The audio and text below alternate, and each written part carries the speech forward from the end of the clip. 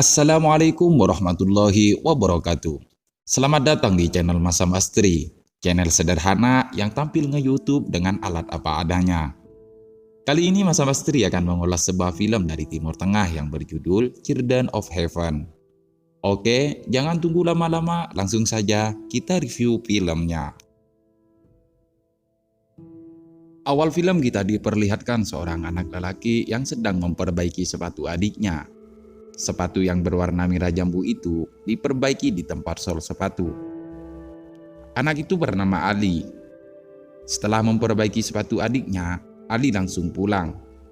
Di perjalanan, Ali singgah di sebuah toko untuk membeli kentang pesanan ibunya.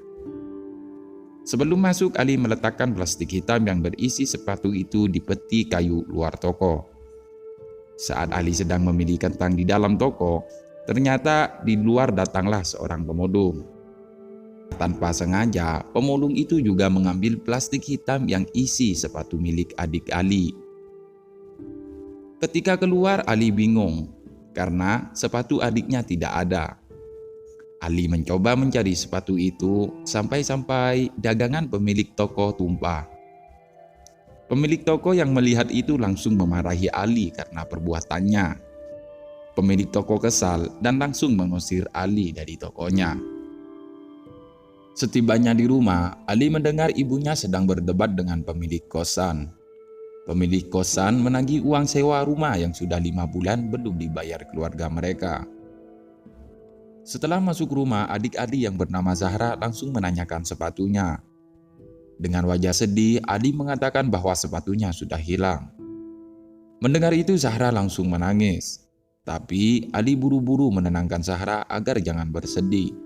Adi akan berusaha mencarinya lagi di tempat hilangnya sepatu itu.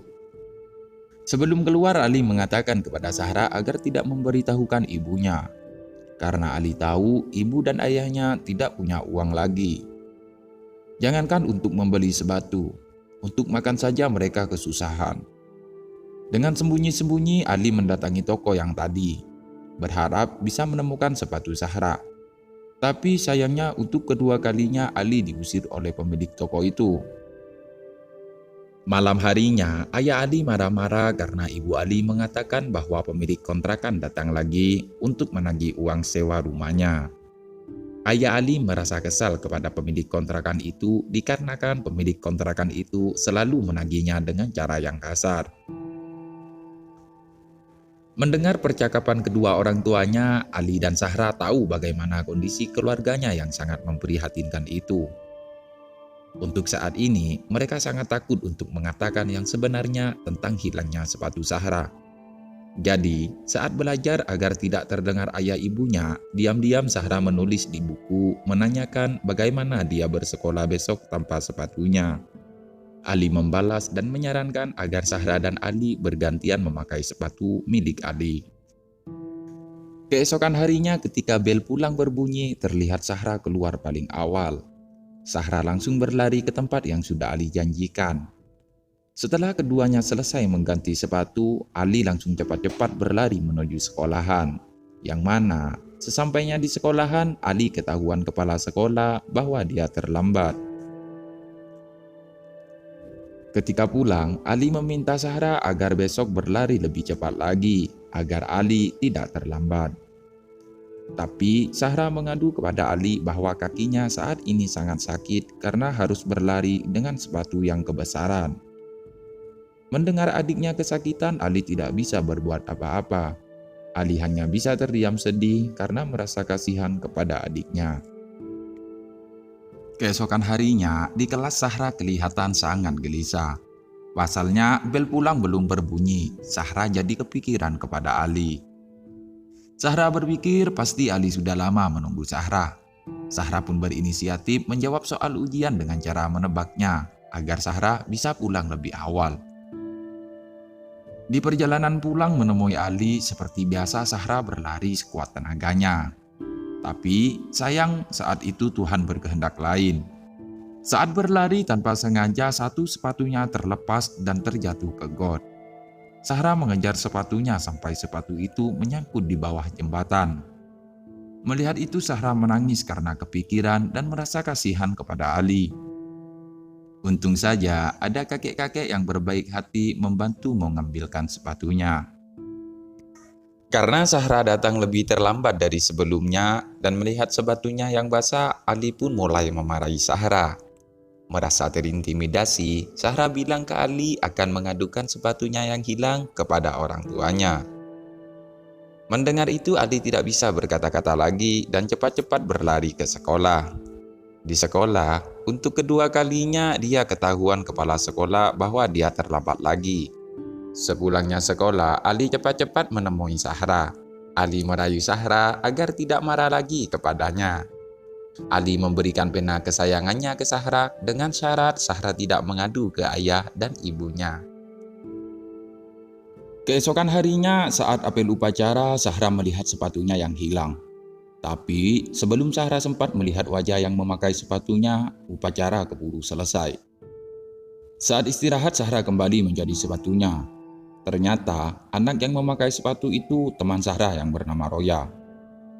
Ketika bel pulang berbunyi, Zahra mengikuti Roya, mencari tahu di mana rumahnya. Setelah Zahra tahu rumah Roya, Zahra langsung berlari menuju tempat biasa bertemu Ali. Di sisi lain, Ali sudah habis kesabaran menunggu Zahra. Saat itu Ali hampir menangis. Ali takut dikeluarkan dari sekolah karena terlalu sering terlambat. Ketika Zahra sampai, Ali buru-buru pasang sepatu dan berlari ke sekolahnya. Sayangnya, kali ini Ali sudah ditunggu kepala sekolah. Kepala sekolah menyuruh Ali untuk pulang dan menyuruh orang tua Ali menghadapnya. Ketika Ali mau pulang, tiba-tiba guru kelasnya datang dan mengatakan kepada kepala sekolah bahwa Ali termasuk 3 anak terpintar di kelasnya. Gurunya menjelaskan bahwa Ali anaknya pintar dan rajin. Mendengar itu, kepala sekolah luluh dan mewanti-wanti Ali agar tidak terlambat lagi. Sepulangnya dari sekolah, Ali dan Zahra mendatangi rumah Roya dengan niatan ingin meminta sepatunya dikembalikan. Sesampainya di rumah Roya, Ali dan Zahra melihat ternyata ayah Roya seorang yang buta. Melihat itu, Ali dan Zahra merasa kasihan dan mengurungkan niatannya untuk meminta kembali sepatu yang diambil itu. Suatu malam, saat semua keluarga berkumpul, ayah Ali bilang bahwa setiap hari Minggu akan menjadi tukang kebun keliling untuk menambah pemasukan keluarganya. Singkat cerita, hari Minggu pun tiba. Ali dan ayahnya naik sepeda menjadi rumah mewah untuk dibersihkan kebunnya. Seharian Ali dan ayahnya menawarkan jasa di pemukiman perumahan elit. Tak ada satu rumah pun yang mau menerima jasa mereka. Saat hampir menyerah dan hendak pulang, tiba-tiba ada seorang kakek yang memanggil Ali dan ayahnya. Kakek itu menyuruh Ali dan ayahnya untuk membersihkan halaman rumahnya. Kakek itu menyuruh Ali agar menemani cucunya bermain, sedangkan ayahnya disuruh bersih-bersih kebun. Ketika pulang, kakek itu memberikan banyak uang kepada ayah Ali. Melihat uang sebanyak itu, ayah Ali sempat menolaknya. Karena menurut ayah Ali itu terlalu kebanyakan. Tapi kakek itu menyuruhnya mengambil uang tersebut, dan kakek itu langsung mengangkat ayah Ali untuk dijadikan tukang kebun tetapnya. Mendengar itu, Ali dan ayahnya merasa sangat senang, karena setidaknya bisa mengurangi beban keluarga mereka. Sepulangnya dari rumah mewah itu, Ali dan ayahnya terkena musibah. Saat di jalan turunan, sepeda yang dikendarai mereka remnya tidak berfungsi. Untuk menghindari kecelakaan yang lebih parah, ayah Ali berinisiatif menabrakkan sepedanya ke pohon tepi jalan. Alhasil, sepedanya bengkok parah, Ali dan ayahnya hanya terluka ringan. Suatu hari, guru olahraga di sekolah Ali mengumumkan bahwa akan ada lomba lari maraton yang diadakan pemerintah setempat. Mendengar pemberitahuan itu, Ali mengabaikannya. Karena Ali tidak tertarik dan tidak mungkin bagi Ali ikut lomba dengan sepatunya yang sudah tipis dan usang itu. Tapi saat guru olahraga menempelkan hasil seleksi siswa yang masuk lomba lari, Ali iseng membaca hadiahnya. Juara 1 hadiahnya liburan, juara 2 hadiahnya 1 set alat sekolah, dan juara 3 hadiahnya sepatu olahraga. Melihat hadiah juara 3, Ali tercengang.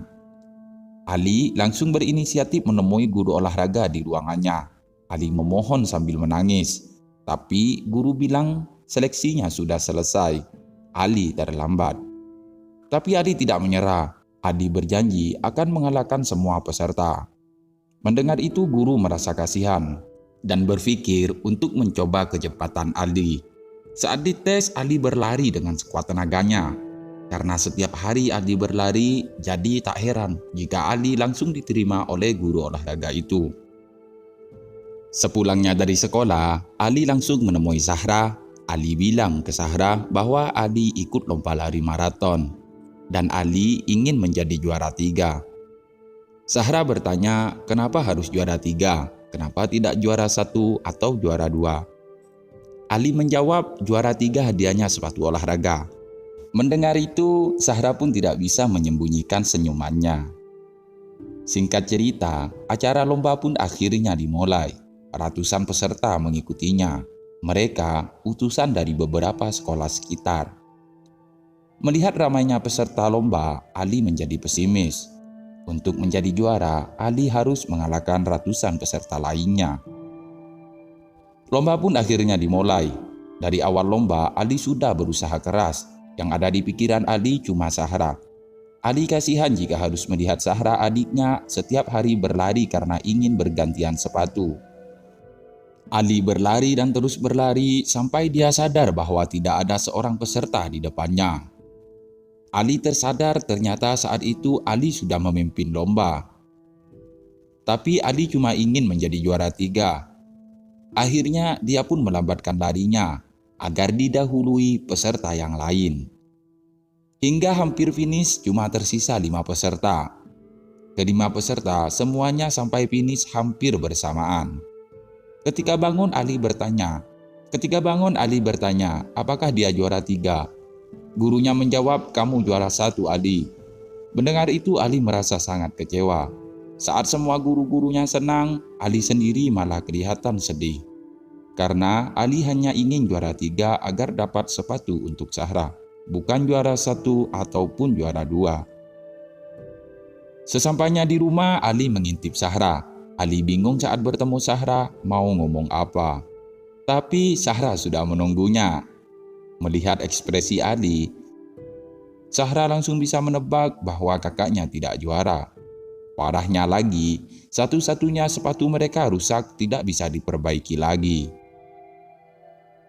Di sisi lain, ayah mereka baru saja membelikan 2 sepatu untuk Ali dan Zahra.